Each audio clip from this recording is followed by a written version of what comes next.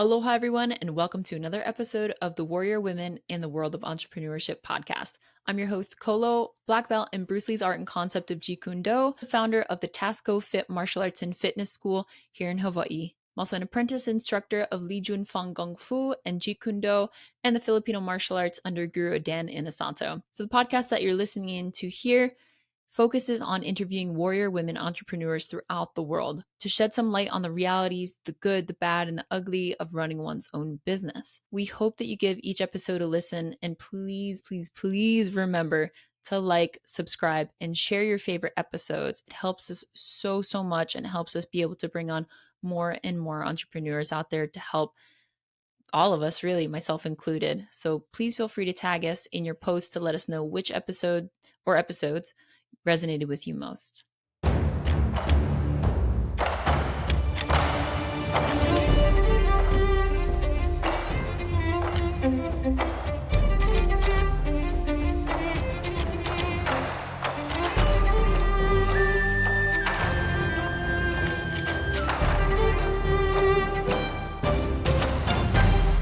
Before we get to today's show, we want to share with you some of our favorite brands and products that we've used for our own business and personal use. The first that we're going to spotlight is Panty Promise. So Panty Promise is known as the first clean panty brand, meaning that it's organic cotton seamless panties that are optimum for feminine health and hygiene. So you can go check out their products at pantypromise.com and use our special discount offer code TASCOFIT. So it's all capitals, TASKOFIT when you check out. We also want to bring your attention to one of our most used fitness tools, both in the gym and on the go, is the Anchor Fitness portable cable system. They have so many accessory options that you can use, you can purchase there. So definitely go and check them out at anchortraining.com.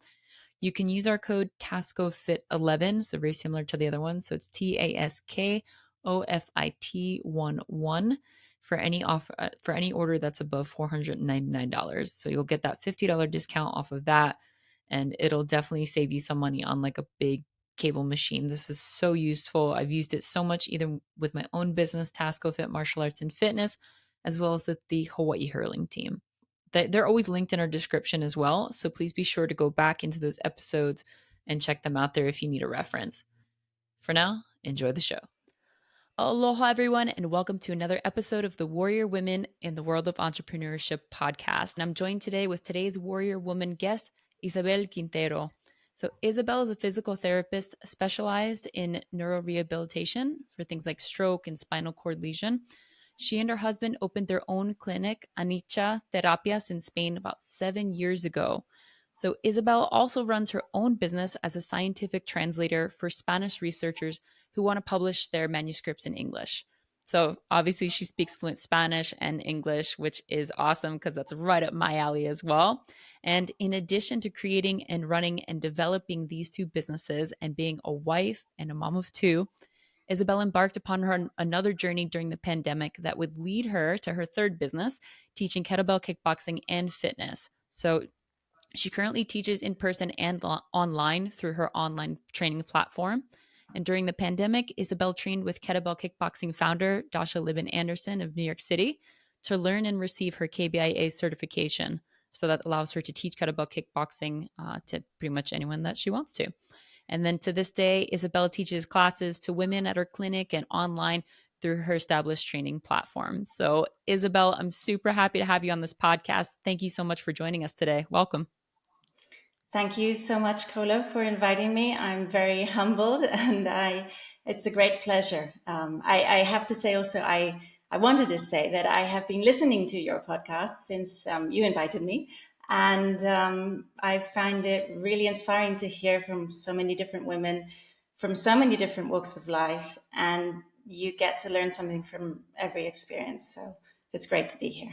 Oh, thank you so much. That's I mean, I appreciate the research that I really want this to be, and it has become, like I said to you, like a mecca of information for people out there. And even as entrepreneurs ourselves, like listening to people of different levels and different stages within their businesses is incredible. And I'm so grateful and humbled to those who join me and whatever level that may be. So like I said, thank you again. And let's find out a little bit more about you. Like, where did it all start? And were you always an entrepreneur, or what did you do before your first business? No, so basically, I before I had children, I was very much a traveler. So my mother's a travel writer. Well, she's retired now, but she used to work for Lonely Planet, and we lived in lots of different countries. And basically, when I studied physical therapy, one of my mother's friends said, "It's a great job. You just need your hands and your mind, and you can go wherever you want with it." So I worked in Spain and Italy and France, and I did a lot of volunteering too. So I just save up with the money. I went to El Salvador, to India, and it was nice with Yeah. my husband. Then I got pregnant, and my husband got a job here. We live in like outside of the mountains of Madrid, Oof. and I didn't really feel like with a child I could go back to working for someone else on a fixed schedule. And my Mhm. husband was working full time, and it just wouldn't have worked. So I just started taking my own patients privately. So I go to their homes. So that was really the only way I could make it, and it was actually really comfortable because I was doing that and then the translation at the same time, and that was also from home. That was easy. So it was really the only way to do it to really raise my kid. Sure. And did you grow up speaking both English and Spanish, or did you have to No, learn? yeah, my mother tongue is English. So my mother's British. My father was American. His family was Mexican. So there's a big mix, but I Gotcha. was speaking English. And then the thing is, we actually lived in Kuwait until the Gulf War.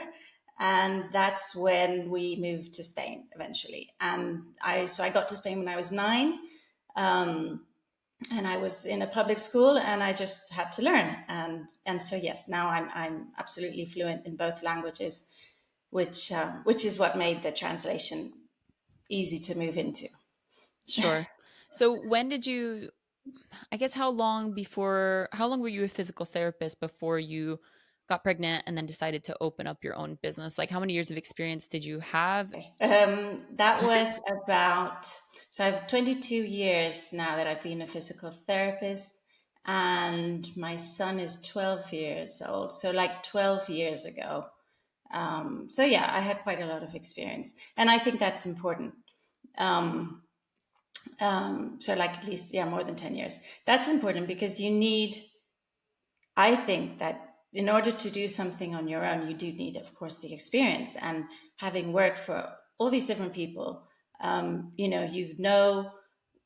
you pick up on what you need to do, what you need for a business, and what works and what doesn't, and how to treat with clients and things. Of course, you don't know everything; you know very little, but but you have the experience of how to do your job, right? So I think that was important for me to be able to start treating patients. Then what I do is the neurological rehabilitation. It's people who have very severe diseases, like, yeah, like you were saying, stroke or spinal cord injury, or some kind of neurological degenerative disease. And these are people you create these very deep relationships where you're helping them to walk again, to start moving again. And so the type of client is one that sticks to you. It's one that you keep for a long time. So that helps, because I was starting to get more and more clients, and they were, it was really working. What actually happened is that my husband, he was in a full-time job, and when I became pregnant with my second daughter, I kind of said to him, you could actually take my patients while I'm on my maternity leave, and you probably don't need to be in your job, because I had enough patients. And Yeah. so he started treating my patients, and then it was like, you don't have to go back to your job. Is he, so he is within the same line of work and specialized within the Yes, same, we met. Yeah, basically we met at a clinic. oh, awesome. So that makes it so much easier. Yes. That's, and it's nice too because you're going towards the same goals, and Uh-huh. it's nice when there's not like, you can push each other in the right ways and not have Mhm. any, I'm sure there's issues that come up, and ego is always a thing in there, but it's also nice when there's not, and you guys are just like, hey, we're a team right now, like we're going towards the same thing, let's make Mhm. this happen. And it's super helpful. I mean, financially too, of course, but just, Mhm. I mean, it still takes a toll, right? Whether you're growing a business by yourself or with somebody else, it's still going to take that toll financially, emotionally, all those things, Mhm. because you're still going to have those ups and downs with starting a business. But Mhm. again, you did it also not, I don't want to say an easier way, but you did it to where it's like you really slowly started to build that, and you could pull away. But with Mhm. any business, you want to grow, you want to expand as much Mhm. as you can within reason, right? So Mhm. what are your goals within Anicca Anicca Terapias? Mhm. Mhm. Yeah. Anicca is a word from Pali, from India, Mhm. and it means change. I I just like think it. it's a cool thing to remember. It means change. So the goals really. So basically, when we started, we had all these patients, and we were going to people's homes, and then we were like, we need a space. Mm, We need to go forward and have our own space, because it's not easy going to people's homes. You have equipment, you have things. So we looked for a space. We found a space, brilliant space, which is where I am now. We had to renovate it. We had to put a lot of money in it. It was a big step, but we were sure that it was going to be okay.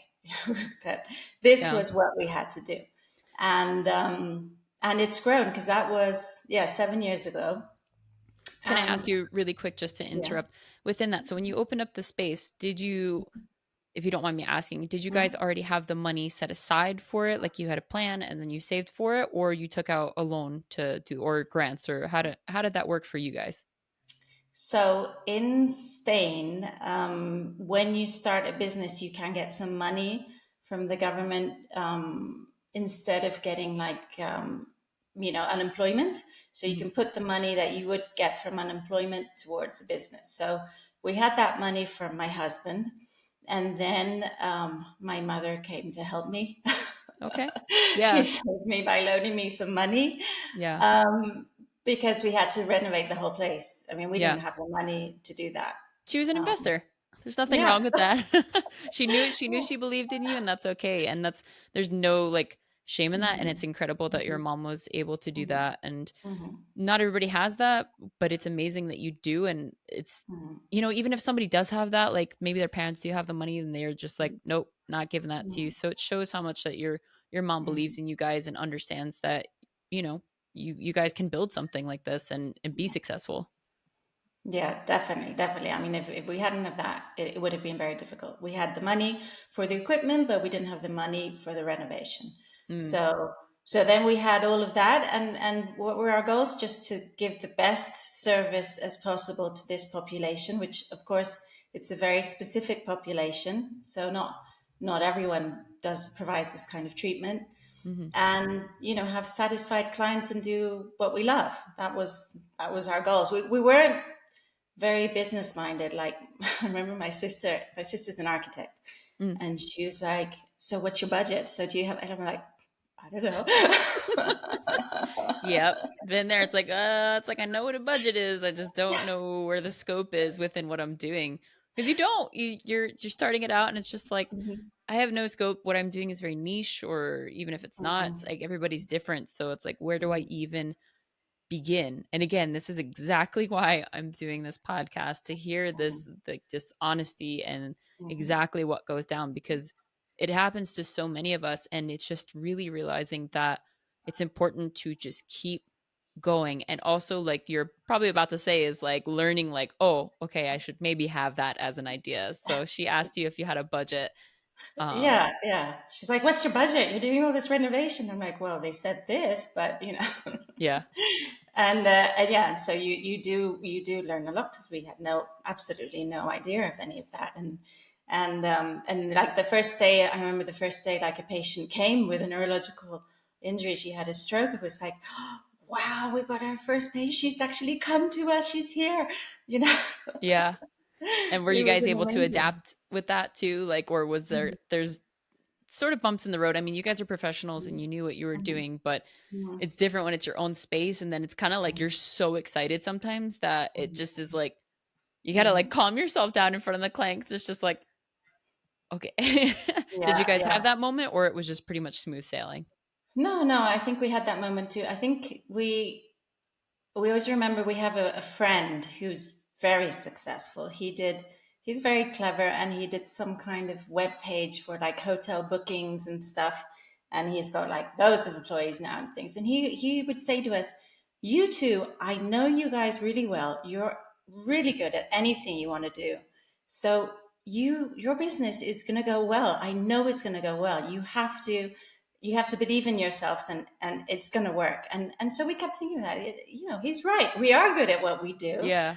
So so it is worth it. It is worth pursuing this. And yeah, and he was right. Now we have grown. So we have like 3 employees and 2 people who come, who are self-employed, who come and collaborate. um, that's a part of the learning process too, the growing Yeah. and hiring, which is also a scary step. Yes, for sure. And also, learning that through working with other people too, kind of what to do and what not to do, or what you've seen within the Mhm, industry that is just, mhm, it can work one way, but it's also just like, I don't want it to work that way. I want to do better. So, it's that important lesson. And, hopefully as the generations go, it always gets better, but it's still mhm, that learning curve. And you just, like you said, you want to provide a great service. And that means mhm, also like to your employees too. You have mhm, a dedication and a service to them. I don't know if that's the right word to use, but a respect for them. And you want them to know mhm, that. You want them to feel mhm, that and just have a very mutual thing. And it's nice that you mhm, guys also have, so collaboration has been a huge mhm, word, especially in this last year. I've really learned to enjoy and indulge in that word and in that process. mhm, Collaboration is key, working together. And I can't mhm, say it enough, coming, like, I'm an athlete, so being on a sports team, I also do martial arts. So mhm, sometimes you're very much so on your own, and mhm, but you never are. Even with your training partners, you have to work together. You have to collaborate, mhm, even if you're mhm, against each other in that moment. mhm, So it's still using that even in business too, is just mhm, bringing it back to, hey, we may be like different companies. We're striving for the same thing, but there is a way that we can work together rather than just trying to tear each other down all the time.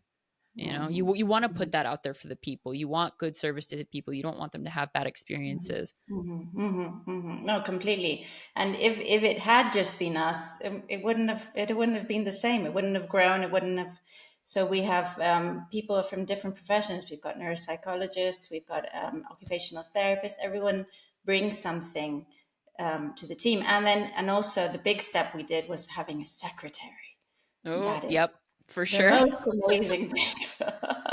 Always super helpful. So how far in, when you started your business together versus like Mhm, when you hired employees, how long was that mhm. before you could do Oh, that? it's been a while. Yeah, yeah. No, we were probably on our own for maybe, I don't know, on our own, like for the first year. Then we started getting people who were self-employed who collaborated a bit, and then just like 2 years ago, we hired our occupational therapist. And then we were getting really overwhelmed. Like on the weekends, we were doing like all this paperwork, and it was like we had no time. Burnt out. And plus, we're husband and wife, so it's like carrying over to the weekend, and it was terrible. So Yeah. we, so that's when I was talking to someone else who had a clinic, and she said, "You should get a secretary, someone to help you." And she said, "At least start with 2 mornings, just 2 mornings a week. Don't think you have to have cover the whole week." So I was like, okay, and so we did that. Yeah. The problem is, after 2 months, she left because she went somewhere else, which gave her more hours. So it was like, Yeah. oh It's like that's the problem. Like there is a good solution. You're like, oh yeah, it doesn't have to be something that's no. Yeah, forever. Like it could just be yeah, part-time, but then you're right. Like then that person, you're like, oh man, I didn't think yeah. like you So, didn't think about that. You're just so like, or maybe you did, but it's just you're hoping that they didn't, and then it's, well, you're through that that process. that secretary in the beginning, she said it was fine for her, but then she needed more.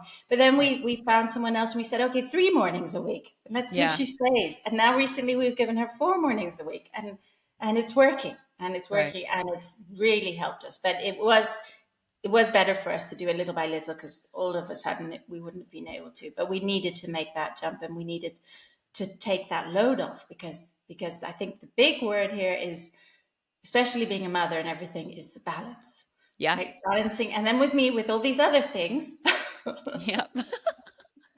how to balance all these things that I'm doing, all the different hats I wear. Yeah. So let's talk about that as well, right? So let's talk about the businesses that you've created Mhm, on your own. I did want to talk a little bit mhm, more about Anicca. mhm, I need mhm, it's spelled differently, guys. If you see it, mhm, I keep saying it very Spanish, Anicca, but it's not. It's mhm, Anicca Terapia. mhm, mhm. So you guys did that together, but you're 7 years into that business. Mhm. When did you create your own business? It was the translating first, right before the kettlebell kickboxing. Yes, so the translation happened.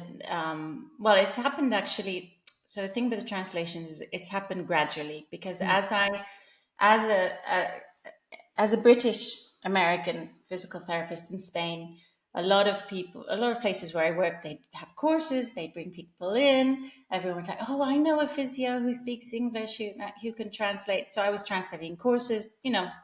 little by little. And then when I had my first child, people started to send me manuscripts and things. And first I was using my mother. She was helping me because, as I said, she was a writer. Mm, So she was helping me with the translation. And it was something that was always just there. And finally I created my own webpage, and I was getting a lot of work with that. And also, working with my mother. yeah. That was good, because a steady line of work. I do think I made some mistakes, because I did too much. Mm, yeah. I did some all nighters. I was like, "You need the manuscript. Okay, I'll do it for you as soon as possible." And Right. I was saying yes to everything and working so much. Yeah. And now I've changed all that. I've got so many more limits.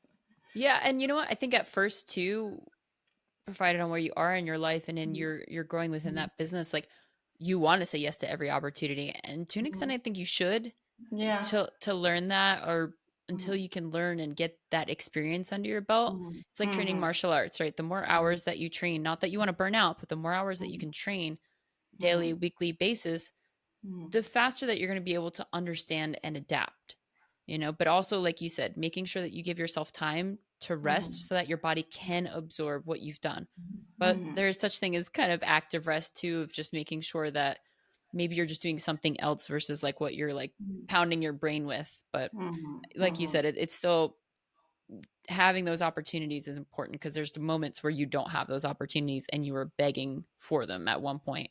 So although with the Mhm. translation business, it seemed like it had like a nice kind of gradual, like it just kind Yeah. of came up because you had that demand, which is awesome. Mhm. And it's nice Mhm. too that you got to work with your mom. So she's been a Mhm. big supporter throughout all this, which is Mhm. incredible. Mhm. So she believed in you Mhm. from the business that you Mhm. and your husband created, but also Mhm. then you guys were able to work Mhm. together. And Mhm. I Mhm. think that's also a powerful collaboration, right?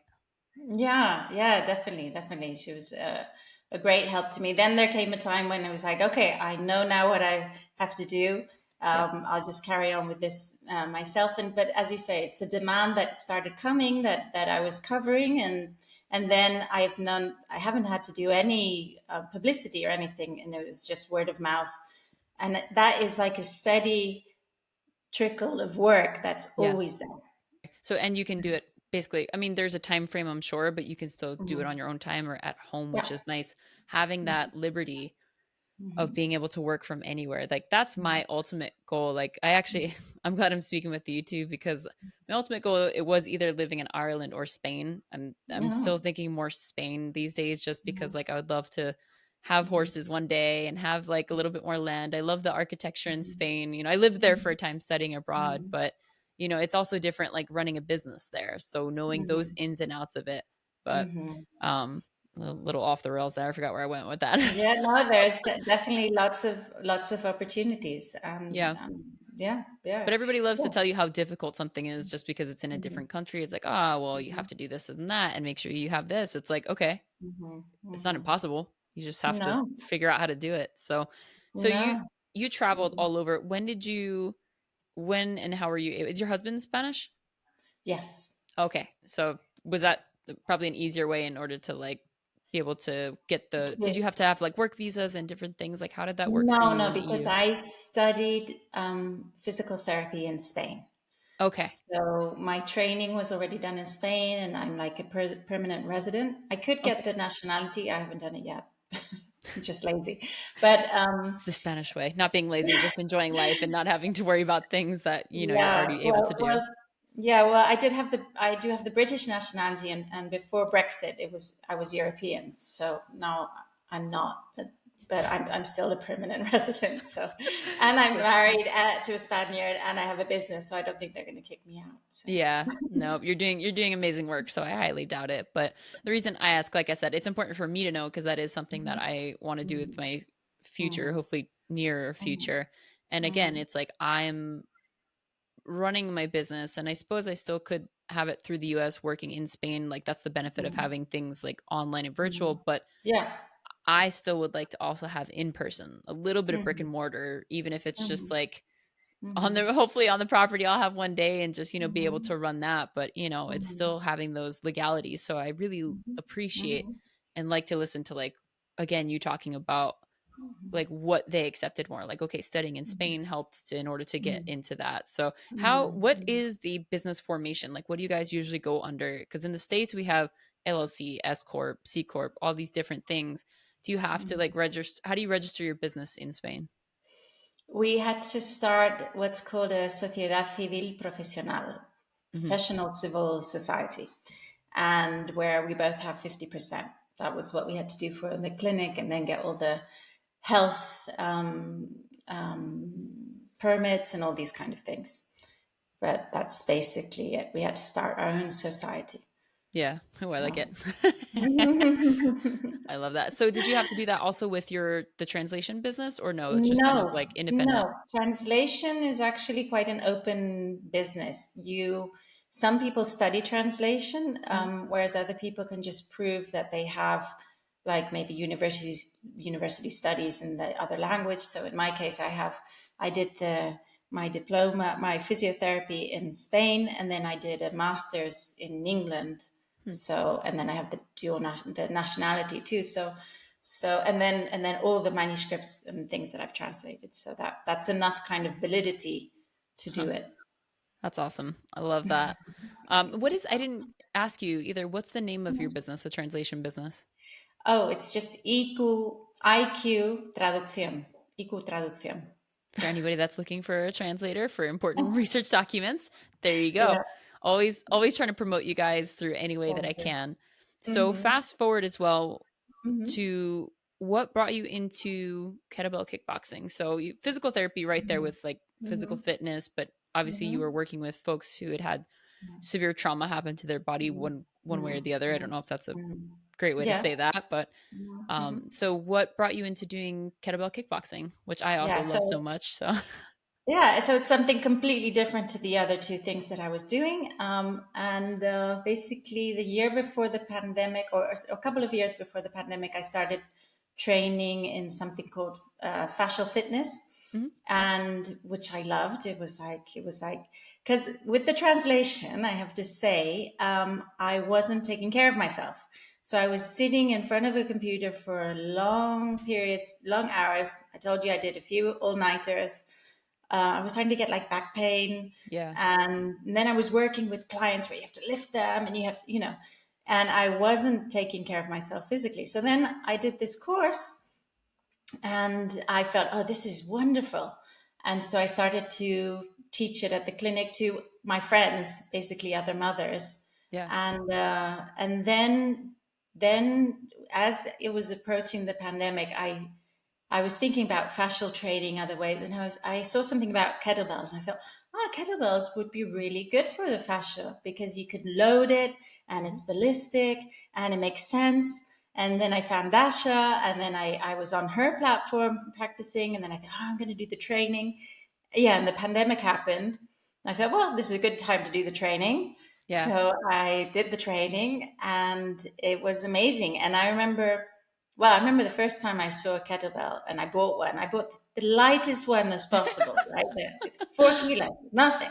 Yeah. And I remember I showed it to my sister and we did like a class online with Dasha on the platform, and my sister's like, "Wow, this is really hard. This is like these things are heavy," and and I was like, imagining to myself, imagine if one day I can do this. It'd be just like super badass, super like Yep. amazing. But I think in that way, I like a good challenge, and I Yep. like to imagine myself like, okay, well, maybe in several years I can be there. Why not? Yeah. So I said, okay, I'm going to do the trading, and so I did it. And then with the pandemic, I started this online platform so that I would teach I already had patients, people here, clients here who Sure. would come, and I would teach them. And then I started teaching it also online, and people loved it. I had This is your great, personal online platform. yeah. So the Okay. online and the well, the online happened because it was the pandemic. I already had my classes. I Okay. couldn't teach. Right. So I was doing free Zoom sessions. I was doing free Zoom sessions for like 3 months. Yeah. People were starting to ask, "Oh, can you give me the recordings?" Hmm. And I kind of suddenly realized, well, Yeah.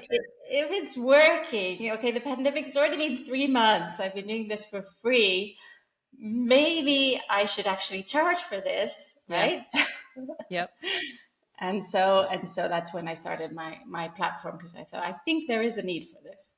Yeah. And I noticed you do post, I think, occasion you post in both English and Spanish. Again, love it. So who primarily are you targeting with your business? Like how far does your platform reach? Are you trying to go locally or just whoever can find it? What does that work? How does that work for you and what does it look like? So the platform, basically, I created the platform thinking if I could only just cover my costs, right? Right. Because there was something really new, right? I knew Yeah. the classes here in person were working, and the online, I was thinking, well, if I can just cover my costs, then it's okay. Yeah. So the only thing with that is I think I am covering my costs, but I'm not really making a lot of money with it, to be Yeah. honest. And but I think also there I really need to invest in like marketing, and because I don't spend that much time on that. I do try and post things on Instagram and stuff, but Sure. I'm not super consistent. And sometimes I'm just, like I told you recently, I was like, I had enough. Yeah, And I took a I don't break. blame you. Yeah. So that's the difficult one. So yeah, it's growing. I get people who whenever someone signs up, I'm like really surprised if I don't Huh. know them. Yeah. You're like, oh, that's a um, nice surprise. That's always It's like, oh wow, someone signed up. Yep. Um, but I do get some nice feedback, and that's what makes it really worth it. Like I've Yeah. had some really consistent people who've been like, this has changed me. This has changed my body. It's changed the way I feel. I feel so much stronger. Yeah. I'm so grateful for you. And that from people who I know, and then people who I don't know also, like, my doctor said I couldn't do anything. I couldn't lift weights, and look at me now. I'm lifting these kettlebells, and Yeah. and then you say, okay, well, it's worth it. It's worth it. And yeah, that's my pending thing, is to do a bit more marketing and do a bit more strategy to kind of. But the thing is finding the time for everything, right? So Let's I'm talk not about that. dedicating Yeah.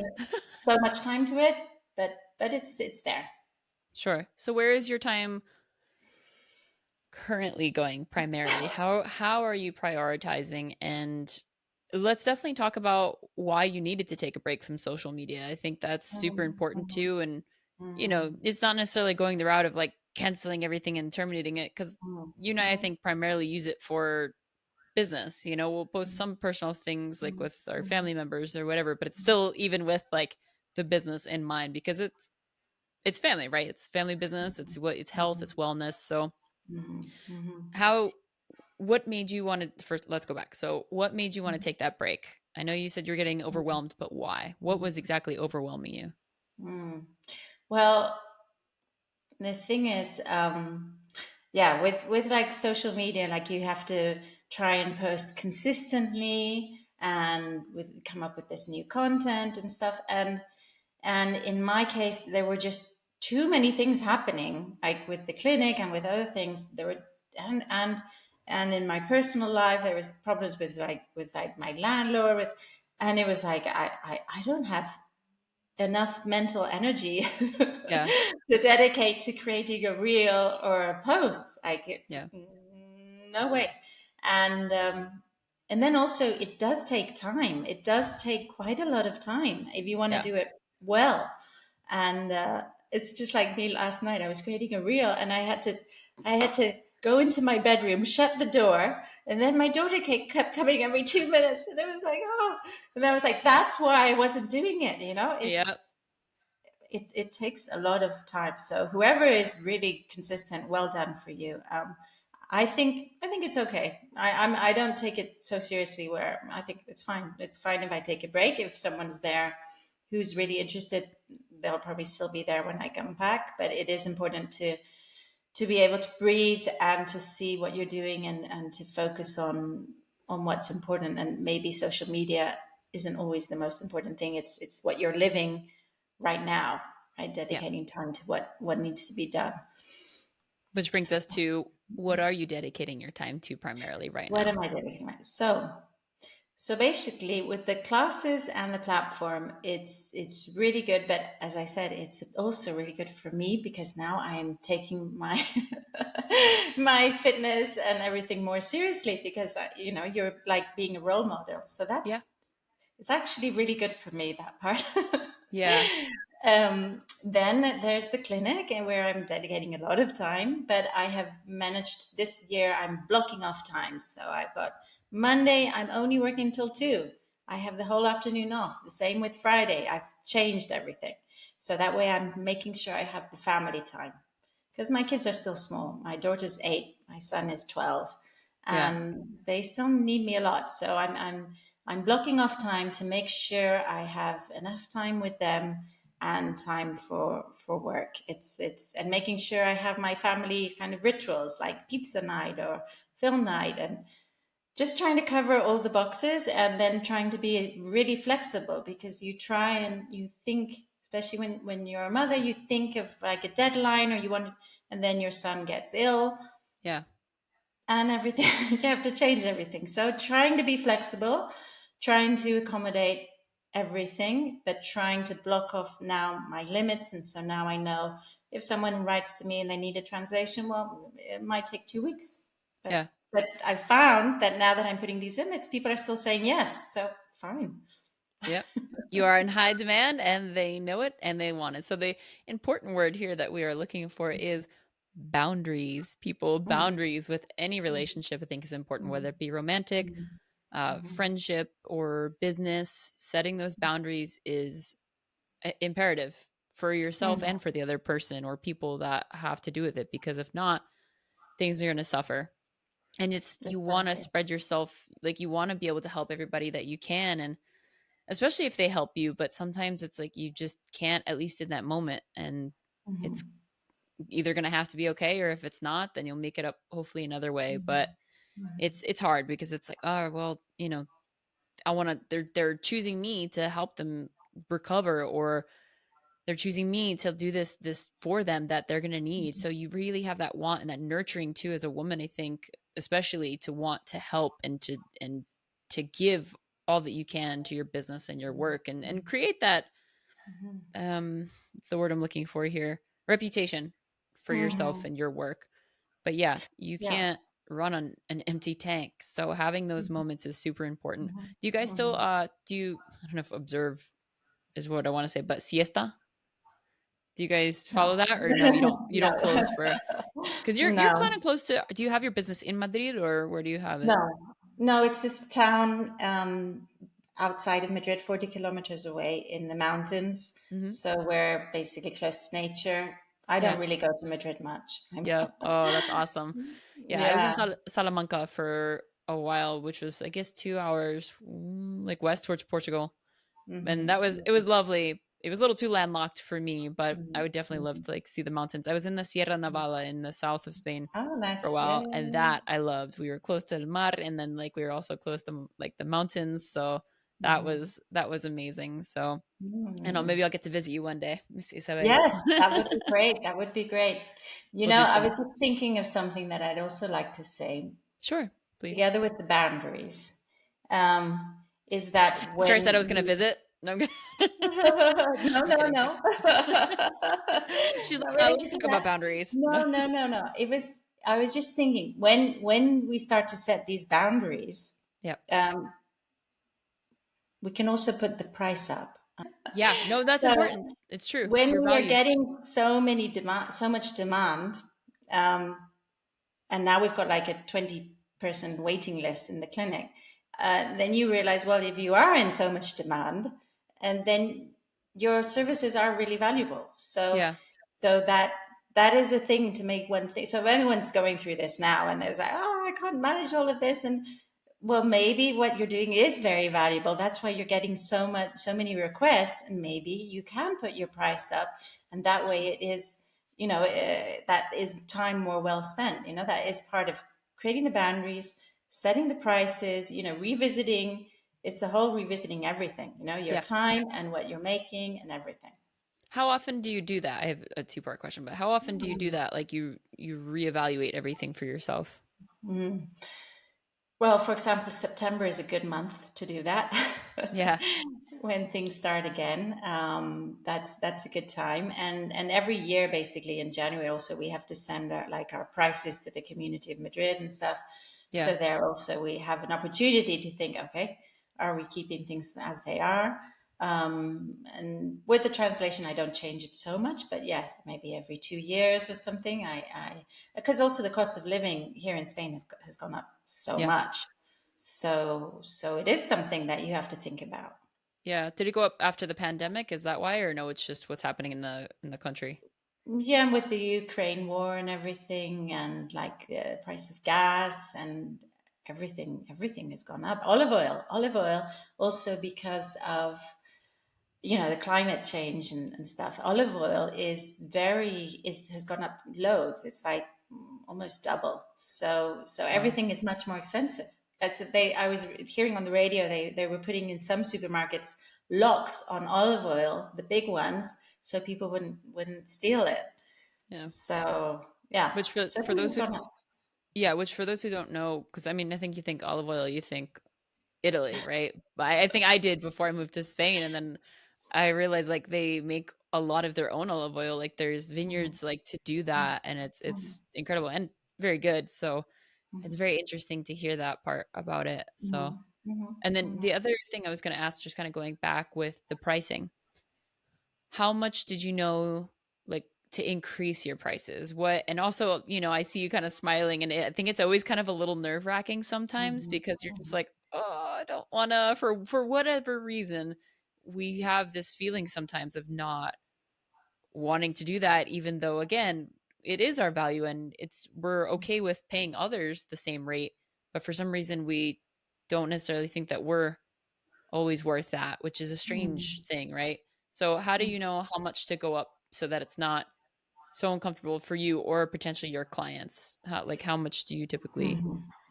Yeah, that's a good question. I was thinking I've also raised the prices of the in-person classes now in September, which was also a big step because I had that for the same price for a long time.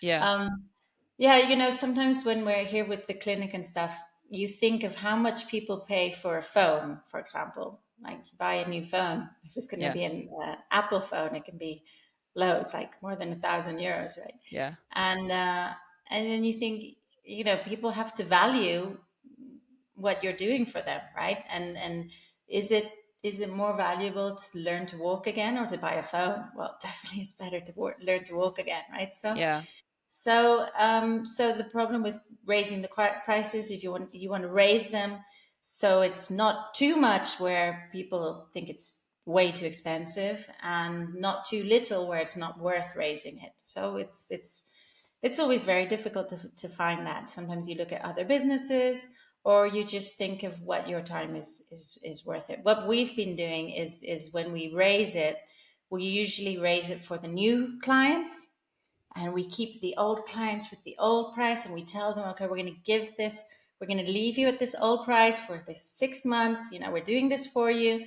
yeah. Then we'll update your prices. So the old clients feel that they're being cared for, Yes, and the new people, they don't know there was another price, so that it's right. okay.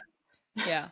And even if there was, it's Hmm. okay to like businesses Mhm. change. If the gas prices can go up, so can yours. And Mhm. it's, again, not to exclude people. I mean, it'll naturally do that as well. But like you said, you're in higher demand, you're experienced, Mhm. you've grown like through your own business, you've worked for other people. So, and I think what you said is really important is getting, like, I don't want to say getting the clients to understand, but helping the clients to Mhm. understand what value you're giving. And that sounds very broad, right? But for example, with Isabel and her husband, Mhm. learning to walk is a pretty great example of like, do you Mhm. want to do that Mhm. or just have a phone? I mean, half the Mhm. time we don't use our legs when we're sitting on our phone for too long. So people definitely need to reprioritize fitness. So, and if you do, you can contact myself or Isabel. So, but again, like you said, is getting them to understand that this is more important. You need to be able to move around, or Mhm. should, in whatever capacity that may be for you. And that may be very limited for some time. And it can be super frustrating. I understand. I mean, I don't understand to that extent, but I've seen and worked with certain people myself too. And even in the smallest injuries that we get is super frustrating. And you're like, man, I just Mhm. can't do what I used to. It's like, well, imagine, the folks that Isabel gets to be able to work with. They've gone Mhm. through some serious trauma and they're in a very, very vulnerable state. So, I mean, Mhm. I can tell already, like, your energy is very calming and understanding, but also very inspiring. So, and Mhm. just keeping somebody moving. So, and that's who you want to look for. You want to have that bedside manner, but also somebody that's going to be like, come on now. Like, you can do it. Mhm. Like, don't, Mhm. like, Mhm. don't give up on yourself. And I'm not going to give up on you. So let's move, So, Absolutely. and I think that's incredible what you do. And I'm so happy that you and your husband are able to continue to grow. What's what are your ultimate goals for? I want to talk about all three businesses, but let's Mhm. start with Anicca Terapias. Mhm. What are you guys looking to do? Do you want to expand further, or do you want to kind of take a back seat later on and just primarily have the employees? Like, what does that look like for you guys? Well, it's funny you say that because our rent for this space is coming up in June, Mm, and the landlady wants to sell it. So we're probably going yikes! to have to buy the space. So that's going to be another big step that's going to happen.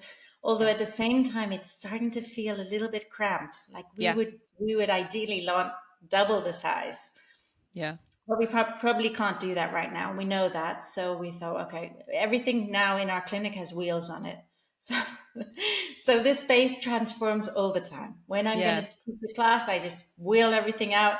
When it's going to be rehabilitation, I wheel everything back into its place. And it's a very changing kind of place.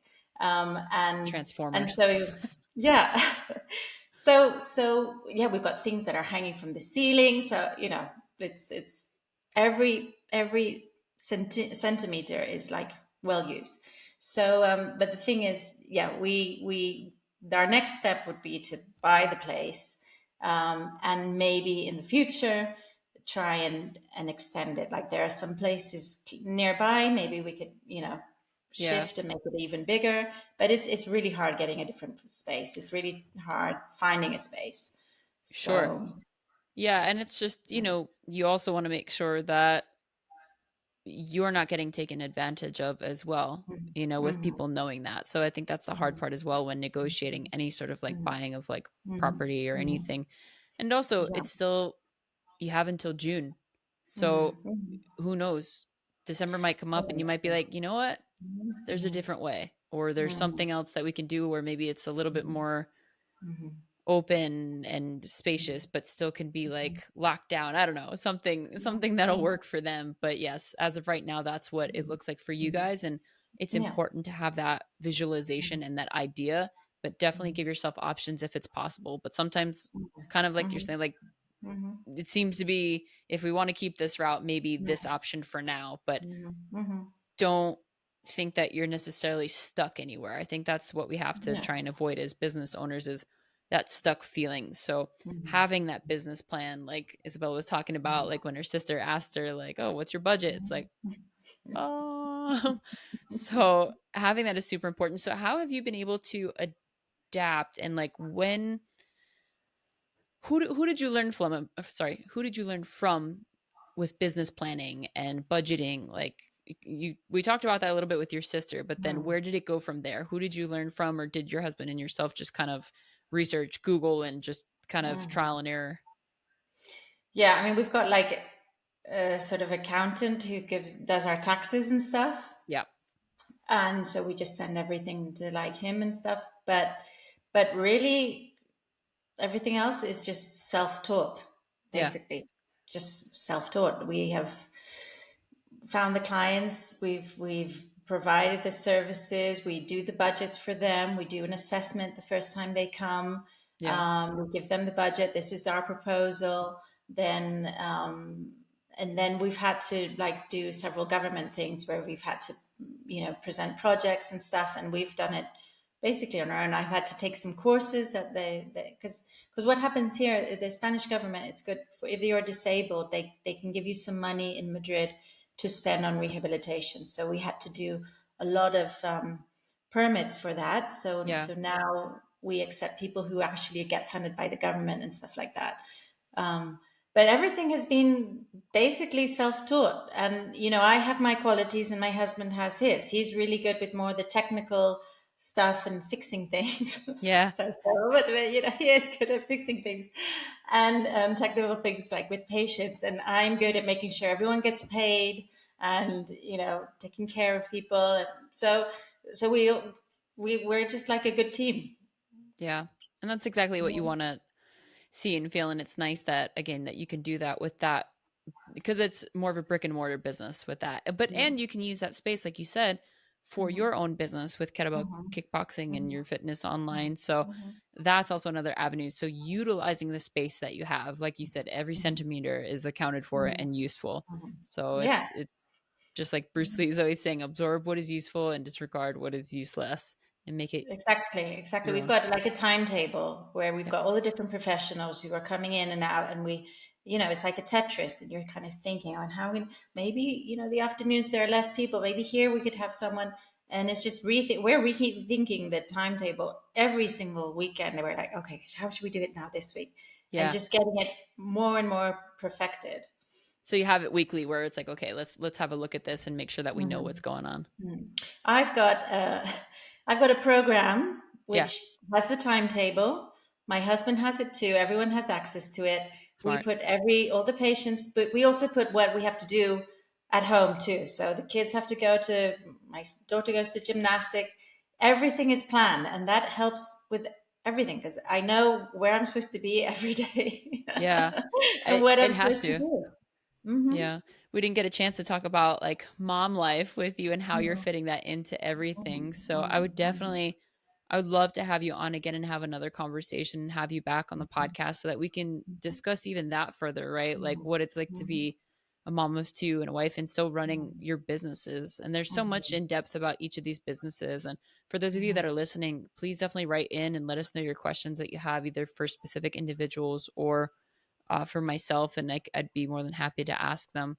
So before we end off, I do want to ask if there's one thing or a few things that you would like to share with those who are either thinking about opening up their own business or are current entrepreneurs. What advice would you offer them in just in general? Like, what is something that you wish you had known when you began? Um, that's a good question. Toughy, right? um, I mean, I think in my case, with everything that I've done, the good thing was that there was a demand, Mhm. right? There was a demand. I was already covering it a little bit. So I knew there was a demand. So of course you can't just start a business where you don't know Yeah. if you're going to get clients or something, right? Because so in this case, I knew there was a demand and I knew I was covering it and I would be able to grow. Well, I hoped I would be able to grow in that business. And then I think also, I guess because of all the traveling that I've done, I'm quite adaptable and you do have to be able to adapt a lot. You have to adapt to, the changing needs to find out, how you can be most useful. You have to adapt all the time, and then maybe also following your instincts too, because because there are things that feel right and things that don't. And I think sometimes we're not so connected to these instincts. But also, if you are really good at something, and yes, and there is a demand, like my friend said to us, like, you guys are really good at what you do, so I'm sure it will go well because you've proved it, you know. So if there is something that you are happy doing, which is important because you want to have pleasure in what you do, and you've got that instinct that says, you know, this is the right path and there is a demand, then go up for the challenge. I think I've accepted so many challenges. Even this podcast was like a challenge. It's like, ooh. So but I can't say no to a challenge. I think it's fun. It's what makes life, you know, more interesting. So what made you say, what was the challenge about? I'm going to ask now personally. What was the challenge for you about the podcast, and what made you want to say yes? Well, Aside, yeah. obviously, like you said, accepting a challenge, but so Yeah, well, the challenge of a podcast is speaking about your life and wondering if any of this is interesting for other people. It's like, well, I don't know, and you know, wondering if you're going to be able to, you know, respond appropriately to whatever is asked. So I think that's the challenge, and you're putting yourself out there. But saying yes is, it's just, it's really hard for me to say no to something that's a bit of a challenge. I don't know how to yeah. say it. I Well, you, think it's a positive thing because I know it's a positive thing. You know, I yeah, know it's positive. It's about women, and I like that. That is something, supporting women, creating a community for women. I mean, I know that that is good. You have yeah. to, and so if it's a challenge that's towards good, then I have to take it. Superheroes. Yeah. And it's absolutely so, yes, we're definitely trying to spotlight the warrior women entrepreneurs out there. And within this coming season, actually, so maybe when I have you back on, I could actually have your husband join as well, and we can Mhm, also talk with him.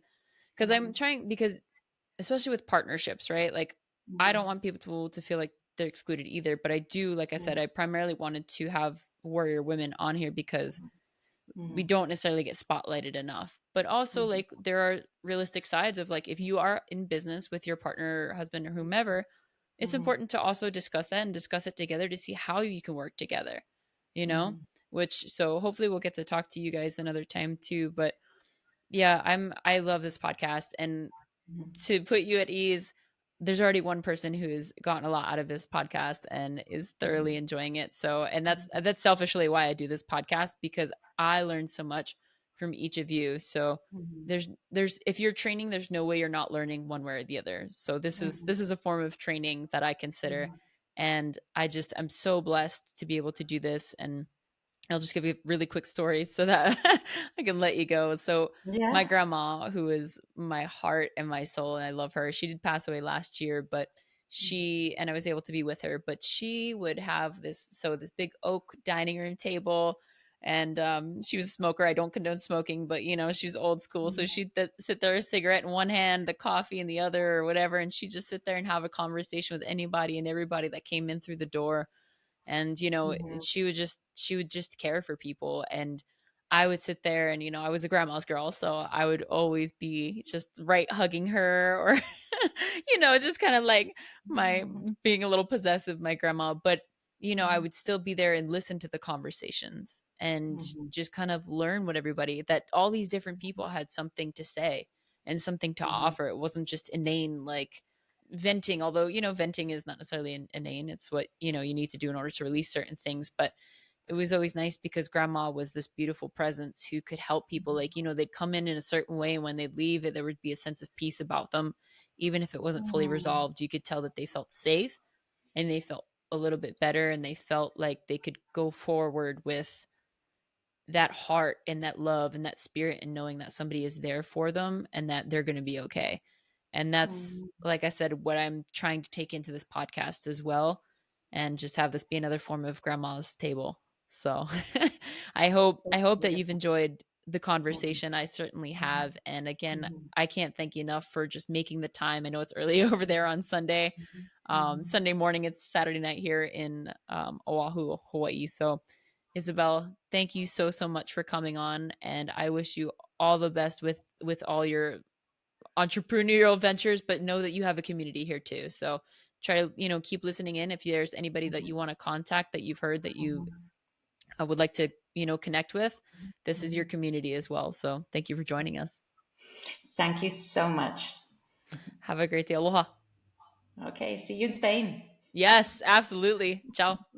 A big mahalo to all your listeners out there for tuning in to another episode of the Warrior Women in the World of Entrepreneurship podcast. We cannot thank you enough. And it's so important to be sure to like and subscribe to our YouTube channel, and also to be able to download any of our episodes or the entire series of episodes on either Apple Podcasts or wherever you're listening to this podcast now. And if you're watching on YouTube, that's where you can like and subscribe. Please feel free to leave any preferably positive comments underneath and let us know what you think. Also, please let us know if you have anyone that you'd love to see or hear on this podcast, and we'll reach out to them and hopefully get them on for an episode here. So thank you again so much, guys. We really can't thank you enough. It helps so, so much more than you realize. So please keep tuning in, and please keep sending those positive vibes out. And we hope that you're enjoying this so far and getting so much out of it, because we know that we are. All right, guys, enjoy the rest of your day, night, evening, wherever you're at. And we can't wait to bring that next episode to you. So stay tuned. Aloha.